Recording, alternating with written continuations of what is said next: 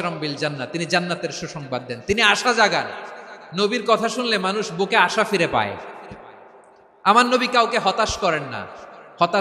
হতাশা বিশ্বনবীর ডিকশনারিতে নাই। তিনি মানুষকে আশাবাদী করে তোলেন। বিশ্বনবীর কথা শুনলে মানুষের হৃদয় নরম হয়, তারা আশা ফিরে পায়। বিশ্বনবীর মুখ নিঃসৃত পবিত্র প্রতিটি কথাই আশা জাগানিয়া। সুবহানাল্লাহ পড়েন। আপনি প্রিয় নবীর মুখ নিঃসৃত বাণীগুলো পড়েন, কথামালাগুলো শোনেন, দেখবেন আশা পাবেন, বুকে আশা পাবেন, ভালোবাসা পাবেন। কারণ তিনি এমন সত্তা, এমন পার্সোনালিটি, তার কথা শুনলে হৃদয় নরম হয়ে যায়। মনে হয় হৃদয় খুলে তারে দিয়ে দেই, সব কথা যেন তারে বলা যায়। আওয়াজ করে বলেন ঠিক কিনা? সে কোন বন্ধু বলো বেশি বিশ্বস্ত, সে কোন বন্ধু বলো বেশি বিশ্বস্ত, কার কাছে মন খুলে দেয়া যায়, কার কাছে সব কথা বলা যায়, হওয়া যায় বেশি আশ্বস্ত। তার নাম আহমদ, বড় বিশ্বস্ত। সে কোন বন্ধু বলো বেশি বিশ্বস্ত, কার কাছে মন খুলে দেয়া যায়, কার কাছে সব কথা বলা যায়, হওয়া যায় বেশি আশ্বস্ত। তার নাম আহমদ, বেশি বিশ্বস্ত। যে জন কখনো ব্যথা দিতে জানে না, যে জনকে বলি মুছে দেহি বেদনা, যে জন কখনো ব্যথা দিতে জানে না, যে জনকে বলি মুছে দেহি বেদনা, হৃদয়ের হাহাকার কবুল করে নিতে আর কারে বুক এত প্রশস্ত। তার নাম আহমদ, বেশি বিশ্বস্ত। প্রিয় ভাইরা, বিশ্বনবী তিনি মানুষের হৃদয়ে আশা জাগান। আমরা মানুষকে ভয় দেখাই, ঠিক কিনা? আমরা ইসলামকে এমন কঠিন ভাবে উপস্থাপন করি, মানুষ ভয় পেয়ে যায়। বিশ্বনবী মানুষকে ভয় দেখাতেন না, তিনি আশা দিতেন, ভরসা দিতেন।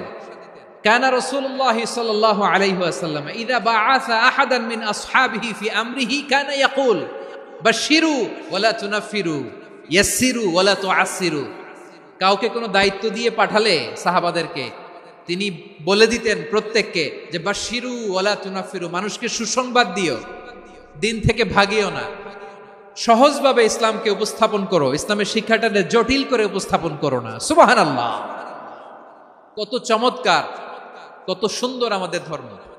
তিনি বলেছেন সহজ করো, কঠিন করো না, সুসংবাদ দাও, মানুষকে দিন থেকে ভাগিও না। সুবহানাল্লাহ বলেন। তাহলে বিশ্বনবী মানুষকে জান্নাতের সুসংবাদ দিয়েছেন। He was the bearer of glad tidings, জান্নাতের সুসংবাদদাতা। তিনি এমন ভাবে জান্নাতের নাজ নেয়ামতের চিত্রায়িত করেছেন, উপস্থাপন করেছেন, সাহাবাদেরকে তিনি জান্নাতের পাগল বানিয়ে ছেড়েছেন। পড়েন সুবহানাল্লাহ।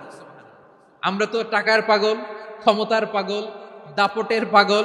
বিশ্বনবীর সাহাবারা ছিলেন আল্লাহর জান্নাতের পাগল। কিসের পাগল? আমরাও আল্লাহর জান্নাতের পাগল হতে চাই কি চাই না? সবাই বলুন, জান্নাতের পাগল হতে চাই কি চাই না? বিশ্বনবী সাহাবাদেরকে জান্নাতের পাগল বানিয়েছেন। বদরের ময়দানে এই পাশে কোরাইশ, এই পাশে মুসলমানেরা। বিশ্বনবী জালামাই ভাষণ দিলেন, বললেন কুমু ইলা জান্নাতিন আরদুহাস সামাওয়াতি ওয়াল আরদ উইদ্দাত লিল মুত্তাকিন। ও আমার সাহাবারা, ওই জান্নাতের দিকে ছোট, যেই জান্নাত আকাশ জমিন বিস্তৃত। তোমরা দেখতে পাচ্ছ এটা বদরের ময়দান না, এটা আল্লাহর জান্নাত। আওয়াজ করে পড়েন আল্লাহু আকবার। বিশ্বনবী বললেন ছোট ওই জান্নাতের দিকে, যে জান্নাতের বিস্তৃতি আকাশ জমিন বিস্তৃত। বিশ্বনবীর এই কথা শোনার পরে এক আনসারী সাহাবী সাইয়েদনা উমাইর ইবনুল হুমাম রাদিয়াল্লাহু তাআলা আনহু খেজুর খাচ্ছিলেন। তিনি বিশ্বনবীর দিকে তাকিয়ে কথা শুনছেন আর খেজুর খাচ্ছেন। যখন বিশ্বনবী বললেন জান্নাতের দিকে ছোট যে জান্নাত আকাশ জমিন বিস্তৃত, বিশ্বনবীর কথা শোনা মাত্র সাইয়েদনা উমাইর ইবনুল হুমাম বললেন বাহ বাহ। কি বললেন? বাহ বাহ মানে চমৎকার, মাশাআল্লাহ চমৎকার। আমরা ইদানিংকালে চমৎকার কিছু দেখলে ইংরেজিতে বলে ফেলি না ওয়াও ওয়াও, বাহ বাহ, মাশাআল্লাহ। বিশ্বনবী বললেন মা ইয়াহমিলুকা আলা কাউলিকা বাহ বাহ ইয়া উমাইর। ও উমাইর, আমার এই কথা শুনে তুমি কেন বললা বাহ বাহ, চমৎকার চমৎকার কেন বললা? সাইয়েদনা উমাইর ইবনে হুমাম রাদিয়াল্লাহু তাআলা আনহু বললেন ইয়া রাসূলুল্লাহ, আপনার এই কথা শুনে আমি বড্ড খুশি হয়েছি, আর আমি প্রত্যাশা করছি আমি যদি ওই জান্নাতের মালিক হতে পারি তাহলে কতই না ভালো হতো। সুবহানাল্লাহ বলেন। বিশ্বনবী বললেন ছোট এই জান্নাতের দিকে যে জান্নাত আকাশ জমিন বিস্তৃত। আপনার এই চমৎকার মুখনিসৃত কথা শুনে আমার হৃদয়ের মধ্যে জান্নাতি হওয়ার বাসনা জেগে উঠলো, এজন্য বলেছি বাহ বাহ, আমি যদি ওই জান্নাতে যেতে পারতাম কতই না ভালো হতো।